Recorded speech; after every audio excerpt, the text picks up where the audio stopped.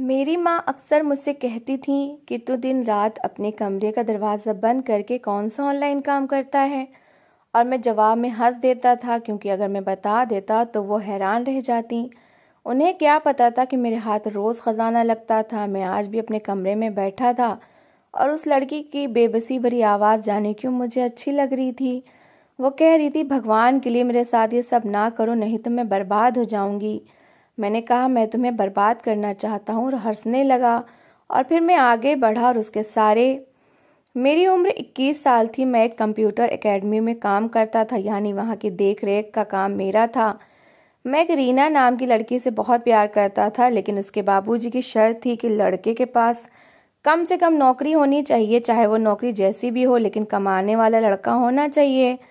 बस यही सोचकर मैं इस एकेडमी में काम करने लगा था। फिर यहीं पर काम करते करते मैंने भी 2-4 कोर्स कर लिए और अब मैं लोगों को सिखाने भी लगा था। लेकिन जल्द ही मुझे पता चला कि रीना मुझसे झूठ बोल रही थी। उसके बाप को इस रिश्ते से इनकार नहीं था, बल्कि खुद उसे इनकार था। वो मेरे साथ टाइम पास कर रही थी और एक दिन उसने मेरे साथ ब्रेकअप कर लिया। उस समय मेरी उम्र भी कम थी। मैं बहुत ज़्यादा रोया, बहुत परेशान हुआ, बार बार उससे पूछता रहा, ये क्या बात है, क्यों किया ऐसा, क्या गलती है मेरी, तुम जो कहोगी वो मैं करूँगा, बस मुझे छोड़कर नहीं जाना। वो कहते हैं ना कि किसी से प्यार में भीख नहीं मांगनी चाहिए, लेकिन मैं भीख मांगने की हद तक भी पहुंच गया था और यही मेरी गलती थी। क्योंकि जब आप किसी से उसके प्यार की भीख मांगते हो तो आपको वाकई भिखारी समझ लेता है। और फिर भिखारियों के साथ क्या किया जाता है ये तो आप सब लोग जानते हैं। या तो उनको भगा दिया जाता है और या फिर बेइज्जत कर दिया जाता है। मैं उसे बहुत प्यार करता था और उससे शादी करना चाहता था। मेरे लिए दुख बहुत बड़ा था। मैंने किसी तरह अपने आप को संभाला। मेरे घर में मेरी एक जवान बहन भी थी। पापा इस दुनिया में नहीं थे। अगर मैं अकेला होता तो शायद आत्महत्या कर लेता, लेकिन इन दोनों औरतों को अकेला नहीं छोड़ सकता था। उस समय मैं कोई बुरा आदमी नहीं था, फिर भी अपने परिवार के बारे में बहुत ज़्यादा सोचता था। अभी भी सोचता हूँ। अगर कोई बुरा काम करता है तो इसका मतलब ये नहीं कि वो अपने घर वालों के लिए भी बुरा आदमी होता है, क्योंकि कभी कभी लोग बुरा काम सिर्फ इसलिए करते हैं कि घर वालों का पेट पाल सकें। इस एकेडमी का मालिक मेरा दोस्त था और कंप्यूटर चलाने में बहुत माहिर था। उसने मुझे हैकिंग सिखाई। वो एक बहुत बड़ा हैकर था। उसने कहा, आजकल इस चीज़ का बड़ा दौर है, तुम्हें काम आ जाएगा तो तुम्हारे वारे न्यारे हो जाएंगे। लेकिन उसने मुझे नहीं बताया कि हैकिंग से करने वाले ज़्यादातर काम गैर कानूनी होते हैं। वो खुद भी एक ऐसा ही काम करता था। किसी भी आदमी के कंप्यूटर का डाटा हैक कर लेता था और फिर उससे कहता था कि मुझे पैसे भेजो, नहीं तो मैं तुम्हारा डाटा पब्लिक कर दूंगा। अगर वो डाटा उसके लिए बहुत ही खास और संवेदनशील किस्म का होता तो पैसे ज़रूर भेज देता था। कुछ लोग तो कहते थे, हाँ कर दो, हमें कोई प्रॉब्लम नहीं है, लेकिन कुछ लोग तो मरने मारने पर आ जाते थे कि हमें तो अपना डाटा वापस ही लेकर रहना है। और फिर वो हज़ारों में पैसे देते थे। देखा जाए तो इस कारोबार में उसका फ़ायदा ही फ़ायदा था। बस इन्हीं सब के उसको पैसे मिल जाते थे। दिन में अगर 2-3 बकरे भी फंसा लेता तो उसका गुजारा अच्छा हो जाता था। वरना उसने इस मोहल्ले में ही छोटी सी एकेडमी बना रखी थी। इससे उसको क्या मिलता होगा। घड़ी तो उसने इतनी महंगी पहनी हुई थी और फोन भी उसके पास बहुत महंगा था। साफ जाहिर था कि सब कुछ उसने इस तरीके से काम करके ही कमाया था, वरना था तो वो भी हमारी तरह ही गरीब। पैसे की जरूरत किसे नहीं होती, मुझे भी थी और मैंने मजबूरी में ही ये काम शुरू किया था। लेकिन अब जब पैसे आने शुरू हो गए थे तो इस काम की मुझे आदत पड़ गई थी, चस्का लग गया था। मैंने एक फाइल बनाई थी। जैसे ही कोई इस फाइल को ओपन करता था तो उसका सारा डेटा मेरे पास आ जाता। उसका कंप्यूटर हैक हो जाता था। इस फाइल को एक लिंक बनाकर मैं भेज दिया करता था। फाइल के ऊपर ये लिखा होता था, अगर आप इसे ओपन करेंगे तो आपको बहुत बड़ा गिफ्ट मिलेगा, पैसे मिलेंगे। इसलिए लोग लालच में आकर इसे सबसे पहले खोलते थे और बिना सोचे समझे ही क्लिक कर देते थे। भगवान ने मुझे दिमाग तो दिया था, मेरा दिमाग बहुत तेज था, तभी तो मैं ये काम कर रहा था, लेकिन अपने दिमाग को गलत तरीके से इस्तेमाल कर रहा था। कुछ लोग जो मेरे बारे में जानते थे वो मुझे बाकायदा पैसे देकर भी कहते थे कि फला आदमी का डाटा निकलवा दो। एक दिन इसी तरह एक आदमी मेरे पास आया। उसने कहा कि मुझे अपनी गर्लफ्रेंड के फ़ोन का डाटा चाहिए ताकि मैं जान सकूं कि वो मेरे अलावा किससे फ़ोन पर बात करती है, और इस काम के मैं तुम्हें 5,000 दूंगा। मैंने उसका ये काम कर दिया और पैसे भी ले लिए। लेकिन मैंने एक चालाकी की कि उसकी गर्लफ्रेंड के फ़ोन के डाटा की एक कॉपी तो उसको दे दी और दूसरी कॉपी अपने पास रख ली। और एक दिन ऐसे ही रात को बैठे बैठे उसे ओपन किया तो हैरान रह गया। वो तो बहुत ही अजीब सी लड़की थी। उसने तो अपनी पर्सनल वीडियो बनाई हुई थी, वो भी मेरे पास आ चुकी थी और मैं भी उनको देख रहा था, देखना नहीं चाहता था। लेकिन फिर भी मैं तो था, मर्द था, और देखते देखते खुद को संभाल नहीं पाया और देखता ही चला गया।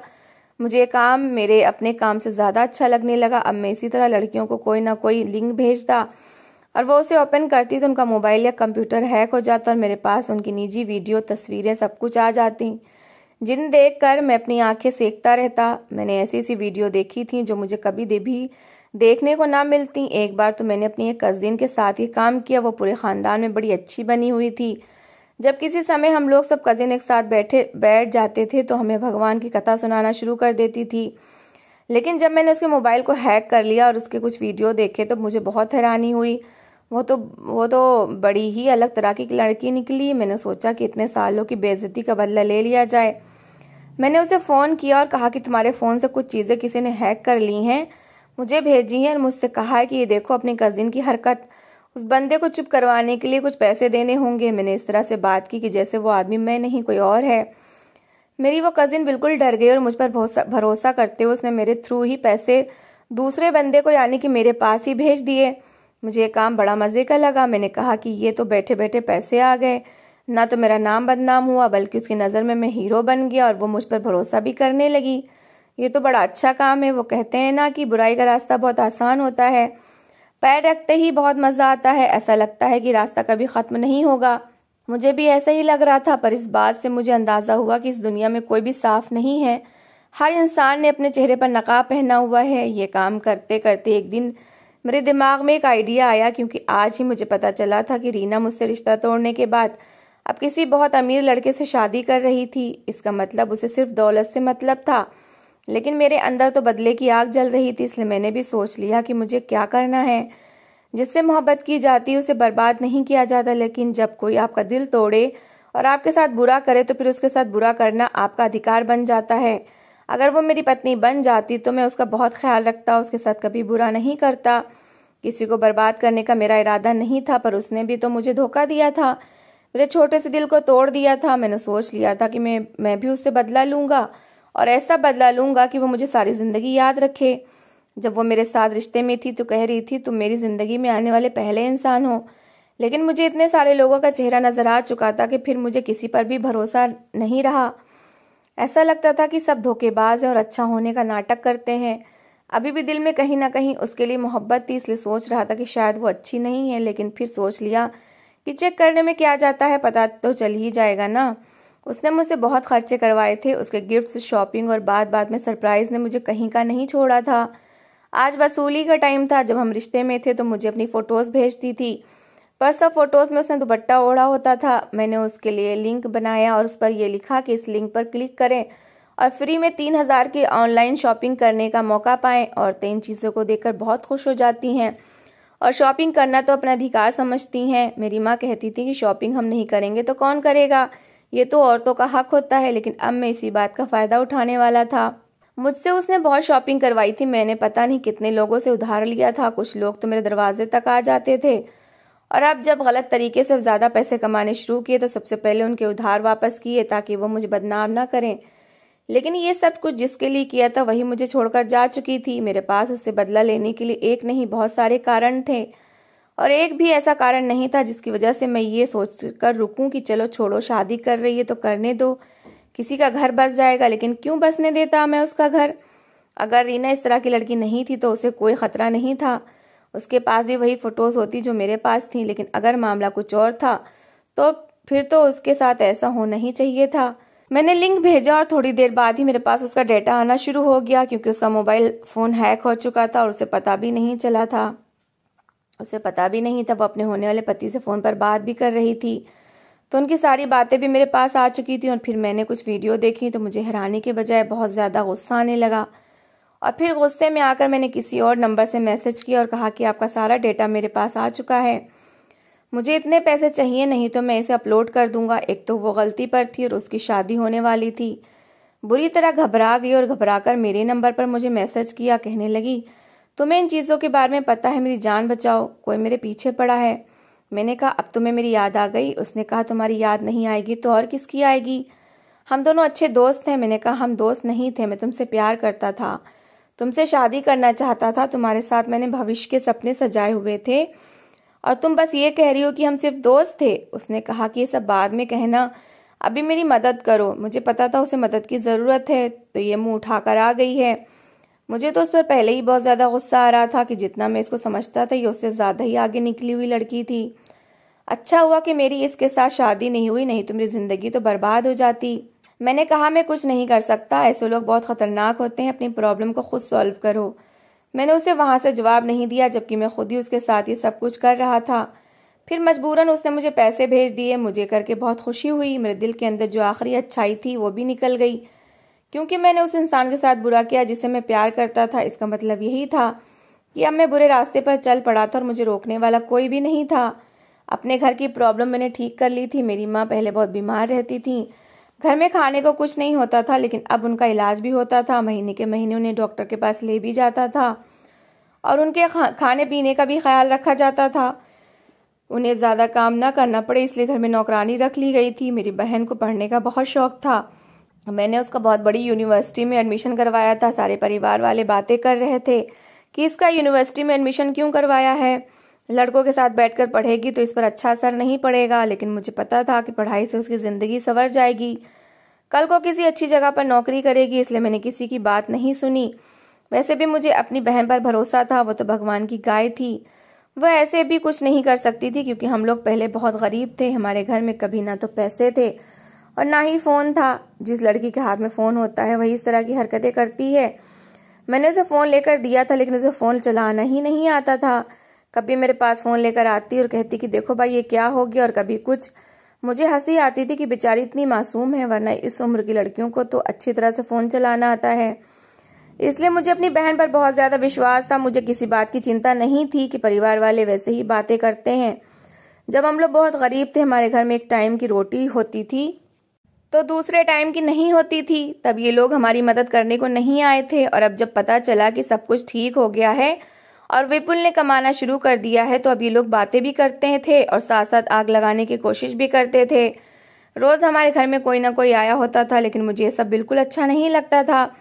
मेरी ज़िंदगी के दिन अच्छे बीत रहे थे, मुझे पैसों की कमी नहीं थी। एक दिन मेरी माँ ने मुझसे कहा कि तुम कमरे में बैठ जाते हो और अंदर से दरवाज़ा बंद क्यों कर लेते हो। मुझे उस दिन पानी पीना था, मैं उठ नहीं पा रही थी। रिंकी भी यूनिवर्सिटी गई हुई थी। मैं तुम्हें आवाज़ दे देकर थक गई, लेकिन तुम्हें आवाज़ तब सुनाई देती ना जब तुमने दरवाज़ा खोला होता।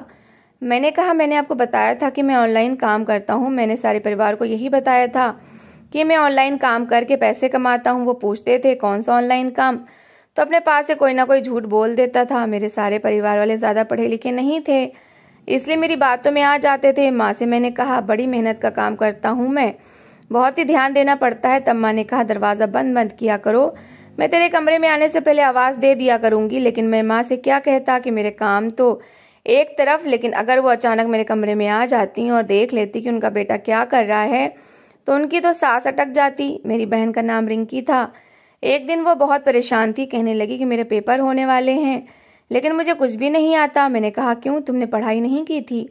तो कहने लगी भाई सारा कुछ बाहर से आना है और मुझे बहुत टेंशन है। पढ़ाई तो की है, लेकिन पिछली बार भी यही हुआ था। हम लोगों को जो पढ़ाया गया था पेपर उससे बाहर से आया था। मैं उसे परेशान नहीं देख सकता था। मेरी बहन थी, प्यारी बहन थी, मेरी छोटी बहन।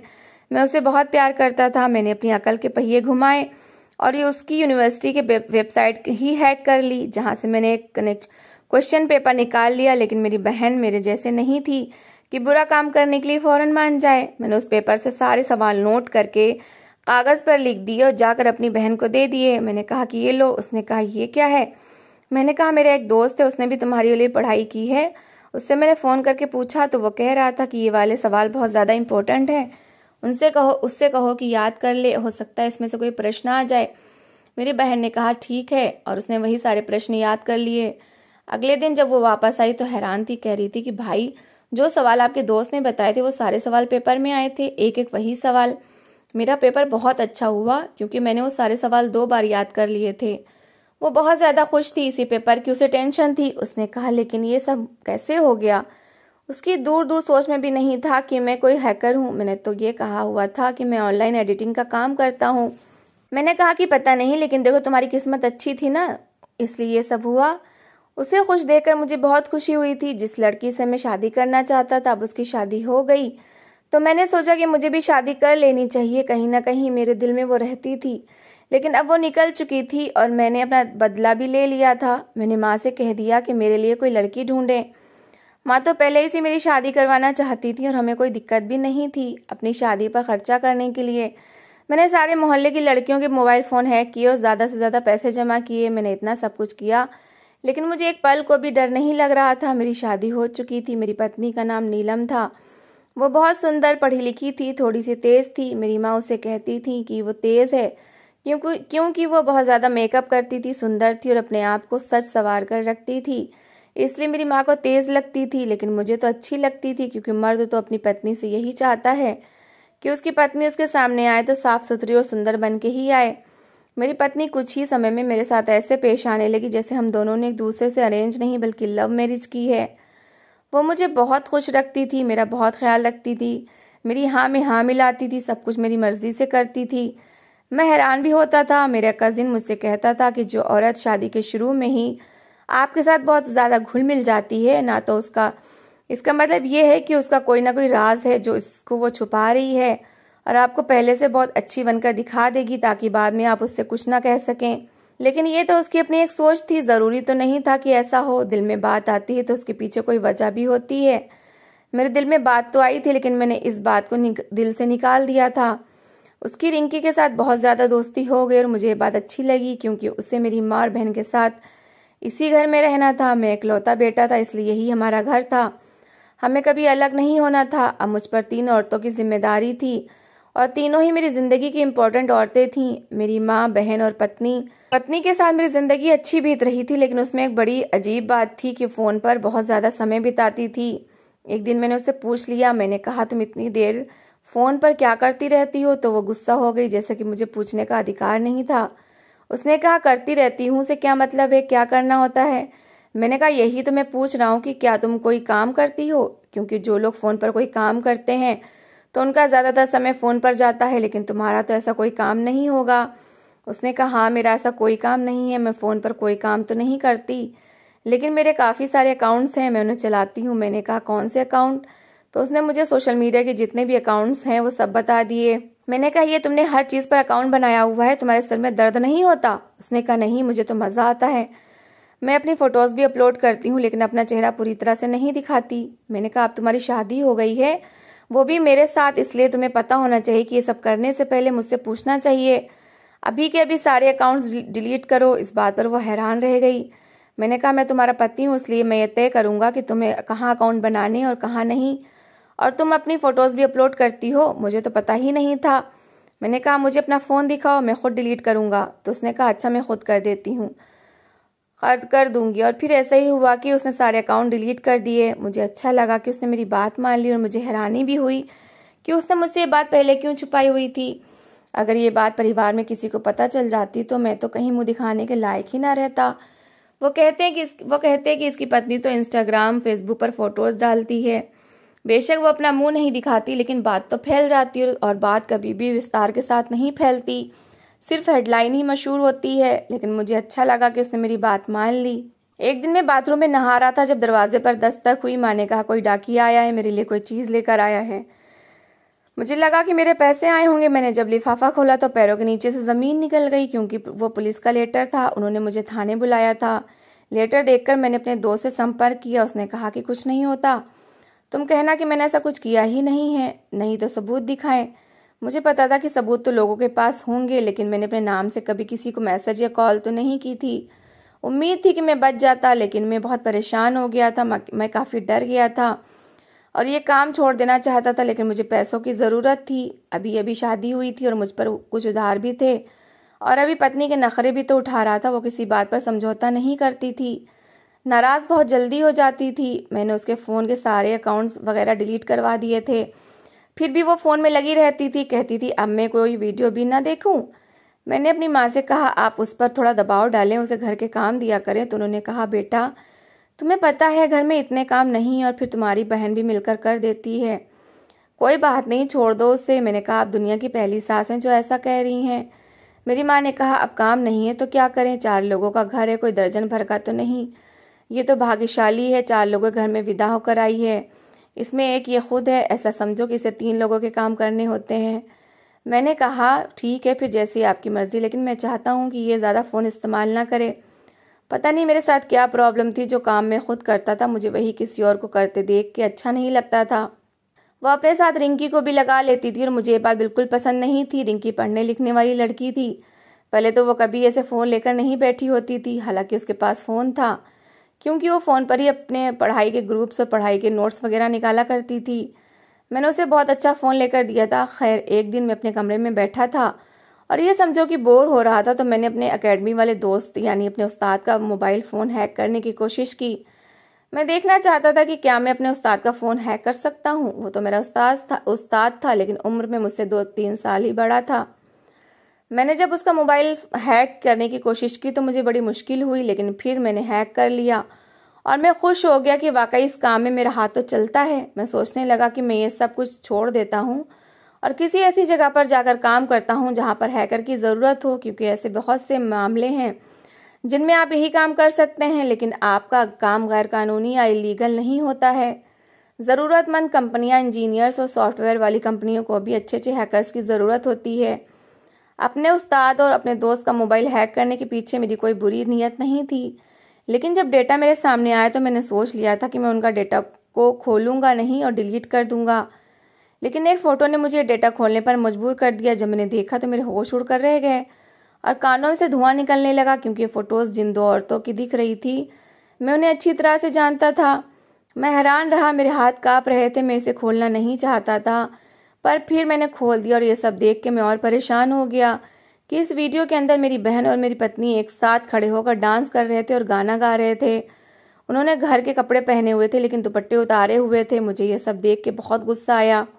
मैंने सोचा कि इन लोगों ने वीडियो क्यों बनाई, लेकिन जैसे ही कमरे से बाहर जाने लगा कि जाकर उनसे पूछता हूँ तो मेरे कदम रुक गए और मैं हैरान रह गया कि ये सब कुछ मेरे दोस्त के फ़ोन में कैसे आ गया। मुझे ऐसा लगने लगा कि जैसे मेरे सर पर क़यामत आ गई है। हर इंसान की एक क़यामत होती है और मर्द के लिए क़यामत ये है कि उसके घर की औरतें बदनाम हो जाएं या फिर किसी गलत काम में पाई जाएं। और यहाँ पर दो औरतों का सवाल था, एक मेरी पत्नी और एक मेरी सगी बहन थी। मैंने बाकी का डेटा देखा तो 2-4 वीडियो के बाद तो मैं डेटा देख ही नहीं पाया, क्योंकि मेरी नज़रें शर्म से झुक चुकी थी। मैं सीधा अपने दोस्त के पास गया और मैंने कहा कि ये सब कुछ क्या है। मैंने उसका कॉलर पकड़ लिया। मैं आराम से बात करने के मूड में नहीं था और आराम से बात करने का मौका भी नहीं था। उसने कहा, मुझसे क्या कहते हो, अपने घर की औरतों से जाकर पूछो, उनकी ये वीडियो तो वायरल हुई पड़ी है, मेरे पास भी है, औरों के पास भी। मुझे क्या पता था कि ये तेरी बहन है और तेरी पत्नी है। तेरी बहन को मैं जानता हूँ लेकिन मैंने उसे कभी देखा तो नहीं, वो तो चेहरा छुपाए हुए थी, और तेरी पत्नी को भी मैंने नहीं देखा। इसका मतलब कि उसने उनका मोबाइल फ़ोन हैक नहीं किया था, जिसकी वजह से उनकी वीडियो और फोटोज़ उनके पास चली गई है, बल्कि उनकी फ़ोटो वीडियो वायरल हो चुकी थी। मैंने उन दोनों के सामने बैठाया और ये बात पूछी तो वह हैरान रह गईं। उन्होंने कहा कि हमने तो सिर्फ एक प्राइवेट अकाउंट पर डाली थी, लेकिन वो अकाउंट तो प्राइवेट नहीं बल्कि पब्लिक था। उन्होंने कहा कि हमसे गलती हो गई, हमें तो उसको प्राइवेट करना था।